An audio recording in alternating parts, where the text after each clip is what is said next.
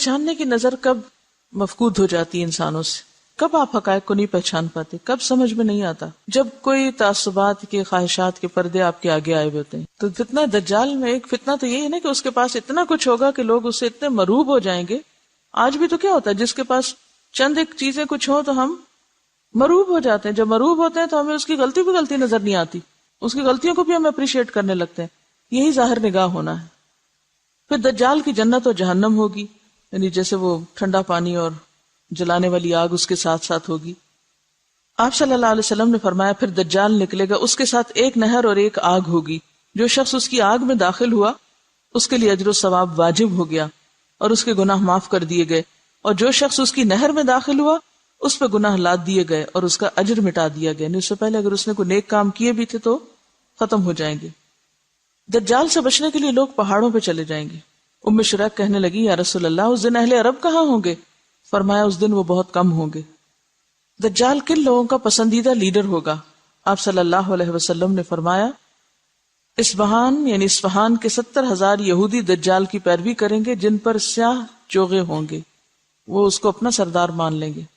آپ نے فرمایا دجال ایک مشرقی علاقے سے خروج کرے گا جسے خراسان یعنی موجودہ افغانستان کا آس پاس کا علاقہ کہتے ہیں۔ اس دجال کی پیروی کچھ ایسی قومیں کریں گی جن کے چہرے کوٹی ہوئی ڈھالوں کی طرح چپٹے یا طے برطے ڈھالوں جیسے ہوں گے۔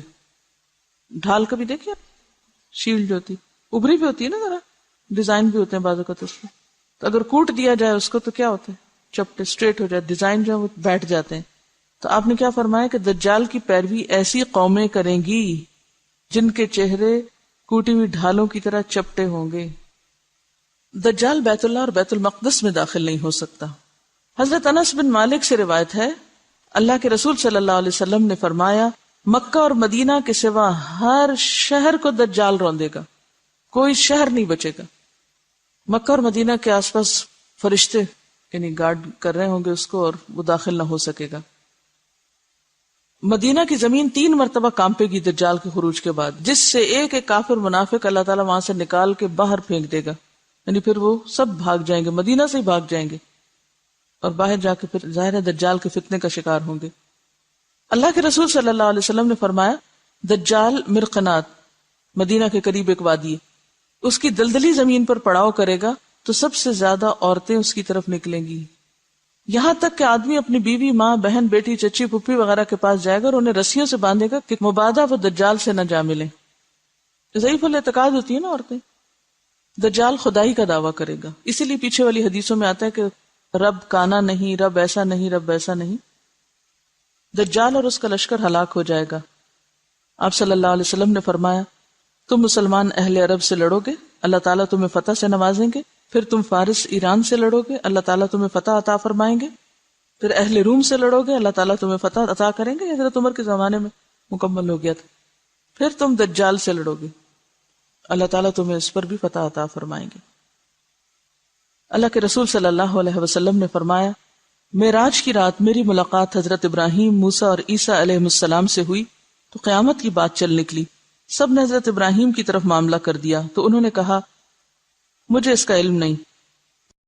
پھر بات موسیٰ تک پہنچی، انہوں نے بلا علمی کا مظاہرہ کیا۔ پھر عیسیٰ علیہ السلام پہ بات پہنچی، انہوں نے کہا کہ قیامت کے وقوع کا حتمی علم اللہ کے سوا ہم میں سے کسی کو نہیں، البتہ اللہ تعالیٰ نے جو میرے ساتھ دنیا میں دوبارہ بھیجنے کا وعدہ فرمایا ہے وہ یہ ہے کہ دجال نکلے گا اور میرے پاس 2 چھڑیاں ہوں گی، تو جب وہ مجھے دیکھے گا تو اس طرح پگھلے گا جیسے سیسا پگھلتا ہے، یعنی میلٹ ہو جائے گا۔ اللہ تعالیٰ اسے ہلاک فرما دیں گے، یہاں تک کہ شجر و حجر پکار اٹھیں گے کہ میرے پیچھے کافر ہے، ادھر آؤ، اسے مار ڈالو۔ اس طرح اللہ ان سب کو ہلاک کر دیں گے۔ اور یہ جو دجال کو تلاش کریں گے عیسیٰ علیہ السلام اور ماریں گے تو یہ لد کے مقام پر ہوگا۔ فلسطین میں ایک جگہ کا نام ہے لد، آج کل وہاں ایئرپورٹ بن گیا ہے۔ فتنہ دجال کی لپیٹ میں آنے والے سب سے زیادہ یہودی ہوں گے، پھر اجمی، ترکی، جاہل گمار عورتیں، سب منافق کافر، یہ لوگ فتنے کا شکار زیادہ ہوں گے۔ دجال سے بچاؤ کے طریقے، پہلی بات یہ کہ اس کا انکار، پھر سورۃ الکہف کی ابتدائی 10 آیات، ان کو حفظ کر لینا چاہیے، کوشش کریں دن کے کسی ایک نماز میں پڑھ لیں۔ اور فرمایا جو شخص تم میں سے دجال کا سامنا کرے وہ سورۃ الکہف کی ابتدائی آیات پڑھ لے۔ ایک اور جگہ فرمایا جس نے یہ 10 آیات تلاوت کی وہ دجال کے فتنے سے بچا لیا گیا۔ ایک اور روایت سے یہ بھی پتہ چلتا ہے کہ جس نے سورۃ الکہف کی کوئی بھی 10 آیات یاد کر لی، پہلی یا آخری یا بیچ کی، تو وہ محفوظ ہو گیا۔ اب سوال یہ پیدا ہوتا ہے کہ ایک روایت میں آتا ہے پہلی 10، دوسری میں آتا ہے آخری 10، پھر آتا ہے کوئی بھی 10، اس سے کیا مسئلہ پتہ چلتا ہے؟ کہ قرآن سارے کا سارا ہی ایک طرح سے کیا ہے؟ شفا ہے۔ یہ جو عام طور پر ہم مخصوص آیتوں کو محدود کر لیتے ہیں، یہ بس لوگوں کے اپنے اپنے تجربے ہیں، لیکن کسی دوسرے کو اس کا پابند نہیں بنایا جا سکتا۔ اور اگر اس کا نام لیا بھی گیا یا پہلی 10 آیتیں یا آخری، تو اس میں اصل میں دیکھنا یہ چاہیے کہ مطلب کیا ان آیتوں کا، کس کانٹیکس میں بات ہو رہی ہے۔ دولت فتنہ ہے، حکومت فتنہ ہے، علم فتنہ ہے، تو مختلف فتنوں سے بچنے کی بات ہے سورت کا۔ کہیں سے بھی 10 آیتیں اٹھائیں گے تو فتنے سے بچنے کی تعلیم مل جائے گی آپ کو، اسپیشلی پہلی 10 جو ہے۔ تو اگر دجال کے فتنے سے بچنے کے لیے آپ صلی اللہ علیہ وسلم نے اس کو عام کر دیا کہ کوئی بھی 10 آیتیں لے لو، تو پھر کہاں سے جواز ملتا ہے کہ کوئی ایک ہی آیت لے کے اسی کے اندر یہ سمجھو کہ اسی سے ہی مسئلہ حل ہونا ہے اور اسی کو ہی بار بار پڑھو۔ دیکھیے کہ کیا ایسا نہیں ہوتا کہ آپ کے ذہن میں کوئی سوال ہوتا ہے، کوئی پریشانی ہوتی ہے، آپ قرآن کہیں سے بھی کھولتے ہیں اور تھوڑی دیر پڑھتے ہیں تو آپ کو وہیں سے جواب آنا شروع ہو جاتا ہے۔ یہ نہیں ہوتا کہ اسی خاص جگہ سے کہیں سے بھی آپ کو، قرآن پورے کا پورا شفا ہے، ٹھیک ہے۔ وَنُنَزِّلُ مِنَ الْقُرْآنِ مَا هُوَ شِفَاءٌ وَرَحْمَةٌ، اور سورۃ الفاتحہ کو خاص طور پر شفا کا، اگر معوذتین وہ صورتیں ہیں کہ جو آپ صلی اللہ علیہ وسلم اپنی بیماری کے موقع پر خود پہ پڑھ کے تو ہاتھ پھیرا کرتے تھے۔ ایک روایت میں آتا ہے دجال کہے گا میں تمہارا رب ہوں، اور جس نے کہا تو ہمارا رب نہیں، ہمارا رب تو اللہ ہے اور اسی پہ ہم توکل اور بھروسہ کرتے ہیں اور تیرے شر سے اللہ کی پناہ مانگتے ہیں، اس شخص پر دجال کا زور یا اس کا فتنہ اثر نہیں کرے گا۔ تو اصل ضرورت کس بات کی؟ پھر کیا کرنے کی؟ ایمان درست کرنے کی، اور سچے اور مخلص مسلمان کو دجال کوئی نقصان نہ دے سکے گا۔ اللہ کے رسول صلی اللہ علیہ وسلم نے فرمایا جس شخص نے دجال کی ربوبیت سے انکار کیا، اس سے کہا کہ تو جھوٹا ہے، میرا رب تو اللہ ہے جس پر میں توکل کرتا ہوں، تو دجال اسے کچھ نقصان نہ دے سکے گا۔ نبی صلی اللہ علیہ وسلم اپنی نماز میں دجال کے فتنے سے پناہ مانگا کرتے تھے، اللہم انی اعوذ بک من عذاب القبر واعوذ بک من فتنۃ المسیح الدجال۔ پھر اسی طرح ایک اور جگہ پر آتا ہے، حضرت ابو ہریرہ فرماتے ہیں کہ اللہ کے رسول صلی اللہ علیہ وسلم نے فرمایا جب تم آخری تشہد پڑھ کر فارغ ہو جاؤ تو 4 چیزوں سے اللہ کی پناہ مانگو، قبر کے عذاب سے، جہنم کے عذاب سے، زندگی موت کے فتنوں سے، اور مسیح دجال کے شر سے۔ تو اصل چیز کیا ہے پھر کرنے کی؟ 3 کام پتہ چل رہے ہیں، کون کون سے؟ سب سے پہلے تھی کہ اس کا انکار کرنا۔ انکار کون کرے گا؟ جو پہچانتا ہوگا۔ پھر سورۃ الکہف کی ابتدائی 10 آیات اور مسیح دجال کے شر سے اللہ کی پناہ مانگو۔ یہ مختصر سی نشانیاں آپ کو بتا دی گئی ہیں۔ ہر پیغمبر نے اپنی قوم کو دجال کے فتنے سے خبردار کیا، آپ صلی اللہ علیہ وسلم نے بھی کیا، اور آپ نے ساری تعلیمات ہمارے لیے چھوڑی۔ ضرورت اس بات کی کہ ہم ان کو ضرور ایک دفعہ پڑھ لیں اور اپنے بچوں کو بھی اس کی تعلیم دے دیں۔ اصل میں عام لوگوں کی ہماری مشکل یہ ہے کہ وہ خود تو کچھ پڑھتے نہیں، نہ مائنڈ کریٹیکل ہے، جو کچھ کہہ دے بس آنکھیں بند کر کے اس کو مان لیتے ہیں۔ دین دنیا دونوں میں ہم اس لیے پیچھے ہیں کہ ہم نے اپنی آنکھ نہیں کھولی ابھی تک، خود سے دیکھنا نہیں شروع کیا۔ اسپون فیڈنگ ہو رہی، جو کھلا دے کھا لیا، خود تو کتاب کہاں پڑھیں گے، جو بتا دے سن لیا۔ دیکھیے ایک بات ہمیشہ یاد رکھیں، نہ ہمارے ماں باپ نے ہمارے کام آنا ہے، نہ ہماری اولاد نے ہمیں بچانا ہے، نہ ہمارے دوستوں نے ہمارے آگے کھڑے ہونا ہے، اور نہ ہی کسی اسکالر اور نہ ہی کسی استاد اور نہ ہی کسی بزرگ نے آپ کا دامن تھامنا ہے۔ اکیلے اکیلے اپنا حساب دینا ہوگا، کام کسی نے بھی نہیں آنا۔ اس لیے جب انسان کو پتہ چلے نا میں اکیلا ہوں، تو اس وقت اس کا پھر طرز عمل کیا ہوتا ہے؟ اس کے سارے سینسز جاگ اٹھتے ہیں، پوری طرح جاگ اٹھتا ہے، اور جب پتا ہونا یہ بھی ساتھ ہے، ہوئی جو بھی، تو دوسروں پہ ڈیپینڈ کرتا ہے۔ سہولت پسند ہے نا۔ دوبارہ سنیے قرآن اور پھر مزید بات کرتے ہیں۔ ان آیات کا مرکزی نقطہ، فتنہ دجال سے حفاظت کیسے، یا فتنہ دجال سے بچنے کا نسخہ، فتنہ دجال سے بچنے کے طریقے۔ ہمارے پیارے رسول صلی اللہ علیہ وسلم نے بہت پہلے ہمیں ایک بہت راز کی بات بتائی تھی کہ دیکھو لوگو، دنیا میں ایک بہت بڑی مصیبت آنے والی ہے۔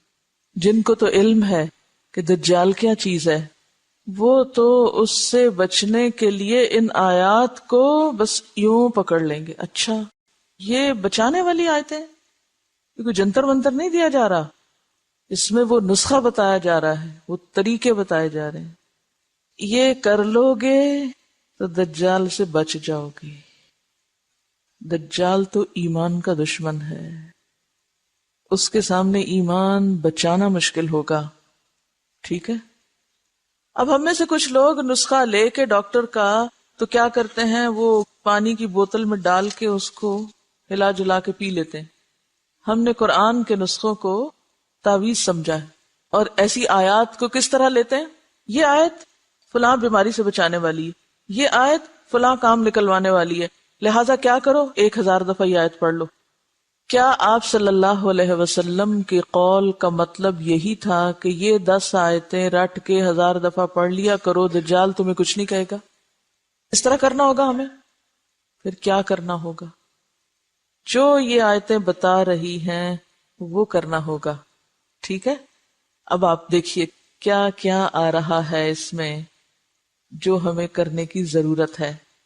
سب سے پہلے الحمد للہ الذی انزل علی عبدہ الکتاب ولم یجعل لہ عوجا. تعریف اللہ کے لیے ہے جس نے اپنے بندے پر یہ کتاب نازل کی اور اس میں کوئی ٹیڑھ نہیں رکھی. یہاں صرف یہ نہیں کہا گیا لا ریب فیہ، اس سے زیادہ فورسفل انداز ہے وَلَمْ يَجْعَلْ لَهُ عِوَجًا، کہ اس میں کوئی چیز ٹیڑھی نہیں، کوئی بھی کجی نہیں، کوئی بھی ایسی بات نہیں کہ جو انسان کو مس لیڈ کرے یا غلط رستے پہ لے جائے. قرآن کی یہ تعریف یہاں کیوں کی گئی؟ تاکہ اس کو مضبوط تھام لیا جائے، اس پر پورا پورا یقین کر لیا جائے، اس پر پوری طرح اطمینان رکھا جائے کہ فتنوں سے نجات کا راستہ اسی کے اندر ہے. پہلی آیت یہ سبق یاد کرا رہی ہے. دجال کے فتنے سے محفوظ رہنے کے لیے سب سے پہلے کیا کرنا ہوگا؟ اس کتاب کو یقین کے ساتھ، شک و شبہ کے بغیر، پوری طرح شرح صدر کے ساتھ اس کو تھامنا ہوگا، لینا ہوگا. صرف خود نہیں، قیمن، بالکل درست مضبوط بات کہنے والی ہے یہ کتاب. کیوں آئی ہے؟ لِيُنذِرَ بَأْسًا شَدِيدًا مِن لَدُنْ، تاکہ اللہ کے ہاں جو سخت عذاب ہے اس سے لوگوں کو خبردار کیا جائے. پھر کیا کرنا ہوگا اس کتاب کے ساتھ؟ یہ کتاب کیوں آئی ہے؟ یہ کیوں درست ہے؟ یہ کیوں کجی سے پاک ہے؟ تاکہ کیا کیا جائے؟ لوگوں کو خبردار کیا جائے. کس سے؟ شدید عذاب سے. کہاں ہے وہ عذاب؟ اللہ کے پاس. وَيُبَشِّرَ الْمُؤْمِنِينَ الَّذِينَ يَعْمَلُونَ الصَّالِحَاتِ، اور خوشخبری دے ان مومنوں کو جو اچھے کام کرتے ہیں، أَنَّ لَهُمْ أَجْرًا حَسَنًا، کہ ان کے لیے بہترین اجر ہے. کہاں؟ اللہ کے پاس. دنیا کے اجر کی بات یہاں نہیں کی جا رہی، اسی لیے مَاكِثِينَ فِيهِ أَبَدًا، جس میں وہ ہمیشہ رہیں گے، ہمیشہ. پھر کیوں آئی ہے یہ کتاب؟ تیسرا مقصد. نمبر 1 لِيُنذِرَ بَأْسًا شَدِيدًا، یہ کس کے لیے؟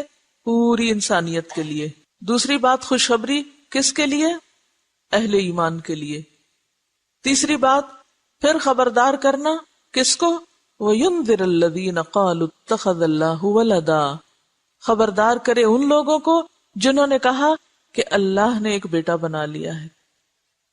اس وقت آپ دیکھیے کہ دنیا میں جتنے فتنے برپا ہو رہے ہیں بڑے بڑے، ان کے پیچھے کن 2 مذاہب کی باہم چپکلش ہے، کن 2 مذاہب کا باہم ٹکراؤ ہے. اس وقت آپ دیکھیے کہ اگر آپ تھوڑی بہت بھی دنیا کے حالات سے واقفیت رکھتے ہوں، کیا نظر آتا ہے؟ وہ لوگ جو یہ نظریہ رکھتے ہیں کہ اللہ کا ایک بیٹا ہے اور وہ بیٹا ہم کو نجات دلا دے گا آخرت میں، اور وہ جو توحید خالص پر یقین رکھتے ہیں، ان 2 گروہوں کا باہم ٹکراؤ ہے.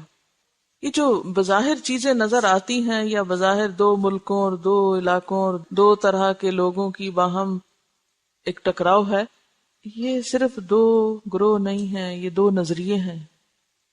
یہ 2 نظریے ہیں. صلیبی جنگوں کا لفظ آپ نے سنا ہوگا، اور بار بار یہ بات اٹھتی بیٹھتی ہے کہ موجودہ جنگیں جو ہیں یہ اسی کی کنٹینویشن ہے.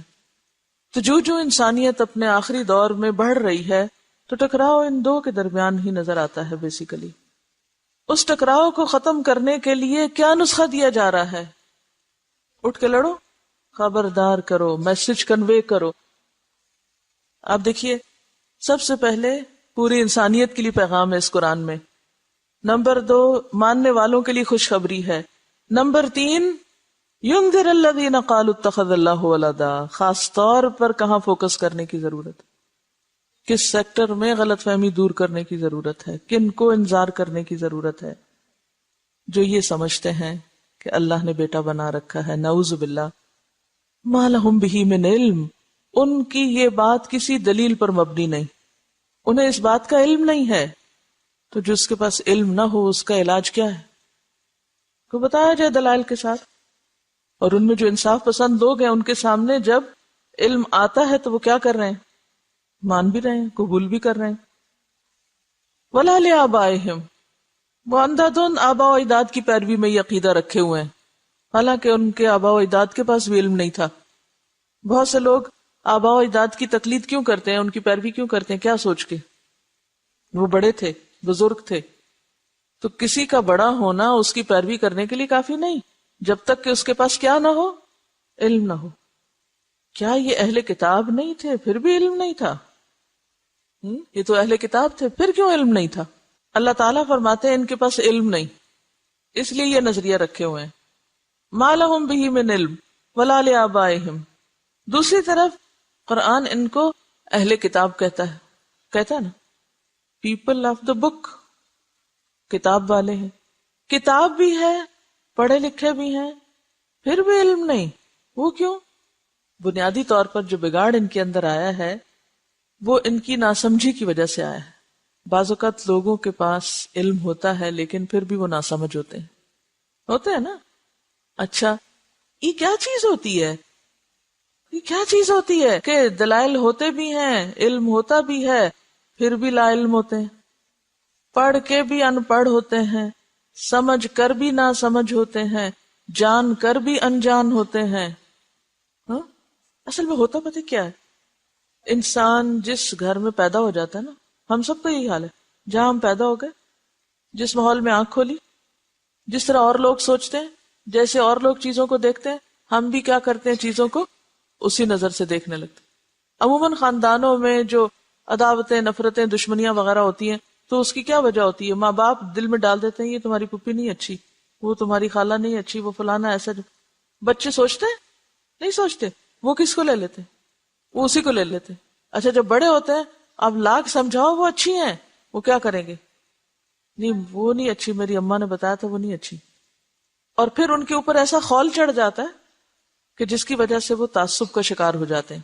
تو جس شخص کے اندر تعصب ہوتا ہے وہی ایسا شخص ہوتا ہے جو پڑھ کے بھی نہ پڑھے، جو جاننے کے باوجود بھی نہ جانے.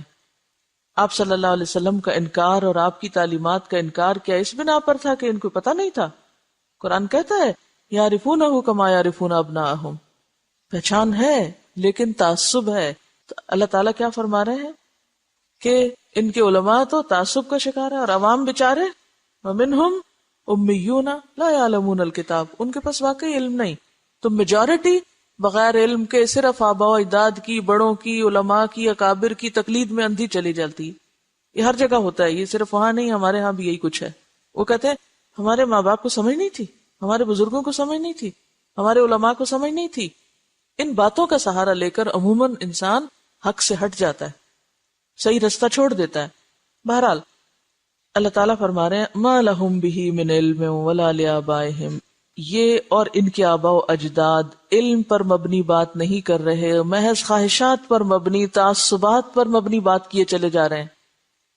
اور ان تعصبات کو کیا چیز توڑ سکتی ہے؟ آخرت کا خوف. اسی لیے قرآن کس لیے آیا ہے کہ وہ کیا کرے؟ لِيُنذِرَ بَأْسًا شَدِيدًا. صرف آخرت کا خوف ایسی چیز ہے جو انسان کے تعصب کو توڑ پھوڑ کے رکھ دیتا ہے. صرف آخرت کا عذاب اور آخرت کا حساب اور انجام ایسی چیز ہے جو انسانوں کو خواہشات سے باہر نکالتا ہے، غفلت سے باہر نکالتا ہے. کبرت کلمۃ تخرج من افواہہم، آنکھیں بند کر کے جو بولے چلے جا رہے ہیں، یہ کوئی معمولی بات نہیں، بہت بڑی بات ہے. ان یقولون الا کذبا، یہ محض جھوٹ بول رہے ہیں. علاج کیا ہے؟ وہ تو جھوٹ بول رہے ہیں، وہ تو جان کے بھی انجان ہیں، وہ تو تعصبات کا شکار ہیں، وہ تو ضد برائے ضد میں مبتلا ہیں. کرنا کیا ہے؟ حل کیا ہے؟ اب حل بتایا جا رہا ہے. فَلَعَلَّكَ بَاخِعٌ نَفْسَكَ عَلَىٰ آثَارِهِمْ إِن لَّمْ يُؤْمِنُوا بِهَٰذَا الْحَدِيثِ أَسَفًا. اس درجے پہ آ کے پیغام پہنچانا، یہ ہے کرنے کا کام، یہ ہے دجال کے فتنوں سے بچنے کا نسخہ، یہ ہے حل. فَلَعَلَّكَ بَاخِعٌ نَفْسَكَ عَلَىٰ آثَارِهِمْ، جب تک پیغام پہنچانے والے کے اندر اتنی شدید تڑپ اور اتنی خیرخواہی اور اس درجے کی تکلیف نہیں اٹھتی کہ لوگ عذاب کا شکار ہو جائیں گے، لوگ بھٹک رہے ہیں، لوگ مصیبت میں پڑ رہے ہیں، مجھے اپنی ذمہ داری ادا کرنی ہے، جب تک یہ درد نہیں آئے گا لوگوں کے لیے، اس قرآن کی تعلیم عام نہیں ہو سکتی. یہ کتاب دنیا کے ہر بندے کے ہاتھ تک نہیں پہنچ سکتی، ان کے کانوں تک نہیں پہنچ سکتی. اللہ کے رسول صلی اللہ علیہ وسلم نے اس درجے پہ آ کے کام کیا تھا جب دین پھیلا تھا. آج ہم میں سے کوئی ایک نہیں جو اتنی درد رکھتا ہو کہ لگتا ہے آپ اپنے آپ کو ہلاک کر ڈالیں گے، ختم کر دیں گے. فتنوں سے نکلنے کا راستہ کیا ہے؟ کیا ہے؟ اس کتاب کے ذریعے پیغام عام کرنا، اس کتاب کو عام کرنا، اس کتاب کے ذریعے خبردار کرنا. اور کس چیز سے خبردار کرنا؟ یہ کہو کہ آپ کی صحت خراب ہو جائے گی، آپ دماغی مریض بن جائیں گے اگر آپ نے قرآن نہیں پڑھا، بس یہ مقاصد ہیں؟ نہیں، دنیا نہیں ہے مقصد، آخرت کا عذاب. قرآن صاف کہتا ہے کہ یہ کتاب اس چیز سے خبردار کرنے کے لیے آئی ہے. جو لوگ اندھیرے میں ہیں، آنکھیں بند کیے ہوئے ہیں، غفلت میں دوڑے چلے جا رہے ہیں اور آگے کھڈا اور گرنے لگے، ذرا تھوڑی دیر کے لیے سوچئے، اگر آپ کے سامنے کسی برج پر کوئی شخص تیز گاڑی لے جا رہا ہے اور آپ کو پتہ ہے آگے برج ٹوٹا ہوا ہے، تو آپ کے دل کی کیفیت کیا ہوگی؟ آرام سے بیٹھے رہیں گے، اپنی گاڑی چلاتے رہیں گے، ٹھیک ہے وہ گر جائے مر جائے، میرا کیا، مجھے تو پتا ہے ٹوٹا ہوا ہے، میں تو بچ جاؤں. ایسا کر سکتے ہیں ہم؟ اگر آپ کے سامنے وہ کوئی اوپر سے گر رہا ہو چھت سے، آپ کہیں پاگل ہے گرنے دو، میں تو اپنا پڑھ رہا ہوں کتاب، میرے آج کے نفل رہتے ہیں ابھی، اور میرا ابھی آج کا وظیفہ ہی نہیں پورا ہوا، اچھا گرنے دو، میں کیا کروں؟ ہم یہ طریقہ اختیار کیے ہوئے انسانیت کے ساتھ. ہم کہتے ہیں جہنم میں جاتے ہیں، جائیں جہنم میں پڑھ رہا ہوں، میں اپنا ذکر کر رہا ہوں. آج امت مسلمہ نے اس چیز کو دین بنا رکھا ہے. اپنے حجروں میں، اپنی مسجدوں میں، اپنے مدرسوں میں، اپنے علاقوں میں، اپنے گھروں میں، اپنے شہروں میں امن چین سے بیٹھے ہوئے ہیں. انسانیت اس رستے پہ دوڑ رہی ہے جس کا پل ٹوٹا ہوا اور وہ نیچے گرنے والی ہے، اور ہم میں کوئی تڑپ نہیں. آپ کے سامنے کوئی بچہ کنویں میں جا گرے، کچھ نہیں ہوگا آپ کو، لیکن ہم نے آخرت اس جہنم کے گڑھے کو کنویں سے بھی کم چیز سمجھا ہوا ہے کہ لوگ اپنے غلط عقائد، غلط اعمال، غلط اخلاق کی وجہ سے اس میں گرتے چلے جائیں. ہمارے دل میں کوئی درد ہی نہ اٹھے اور نہ کوئی اٹھتی ہے، اور اگر کوئی اٹھنے لگے تو کہیں اتنے بھی ٹو مچ نہیں کرو، تھوڑا تھوڑا کرو، کیا ہوا؟ کیونکہ ہم نے اس دنیا کو گھر بنا لیا نا، ہم سمجھتے ہیں ساری کامیابی یہاں کی کامیابی. وہ بھول گئے ہیں کہ وہاں بھی کچھ پوچھ گچھ ہوگی. ہمیں اپنے گھر والوں سے محبت ہے. اگر ہمارے گھر والوں میں سے خدا نہ خواستہ کسی کو چھوٹا سا بھی کوئی نقصان ہو جائے، ان کا ایکسیڈنٹ ہو جائے، آپ یہاں بیٹھے ہوئے ہیں، اتنے میں کوئی آ کے آپ کو بتاتا ہے تمہیں پتا ہے وہ تمہارا بھائی ایکسیڈنٹ میں فوت ہو گیا، کیسی تکلیف اٹھے گی. میرا بھائی، سب کچھ چھوڑ چھاڑ کے کیا کریں گے؟ کہیں اچھا میں نے ابھی لنچ نہیں کیا، ذرا ٹھہر جاؤ، میں ذرا یہ بھی کر لوں اور میں وہ بھی کر لوں. کریں گے کیوں؟ اس لیے کہ بھائی سے محبت ہے. انسانوں سے محبت نہیں ہے، سب جھوٹے دعوے ہیں ہمیں انسانوں سے محبت ہے. اگر آپ کو انسانوں سے محبت ہو نا، آپ نے دیکھ کے آپ کے اندر سے ہوکے اٹھے اور آپ کو چین نہ آئے کہیں. ہمیں کوئی محبت نہیں انسانوں سے، اسی لیے تو چھوٹی چھوٹی بات پہ جھگڑنے بیٹھ جاتے ہیں، چھوٹی چھوٹی باتوں پہ غیر ضروری چیزوں میں جا پھنستے اور الجھتے ہیں. جو کرنے کا کام ہے وہ آنکھوں سے اوجھل ہے، وہ اپنی رعایت کے مطابق کرنا چاہتے ہیں، پھر کہتے ہیں یا اللہ وہ ہم 10 آیتیں پڑھ لیں گے نا، آپ ہمیں فتنہ سے بچا لینا. یہ دجال کا فتنہ تو سارے شہر میں آگ لگنے سے بڑا فتنہ ہے. وآخر دعوانا ان الحمد للہ رب العالمین. سبحانک اللہم و بحمدک، نشہد ان لا الہ الا انت، نستغفرک و نتوب الیک.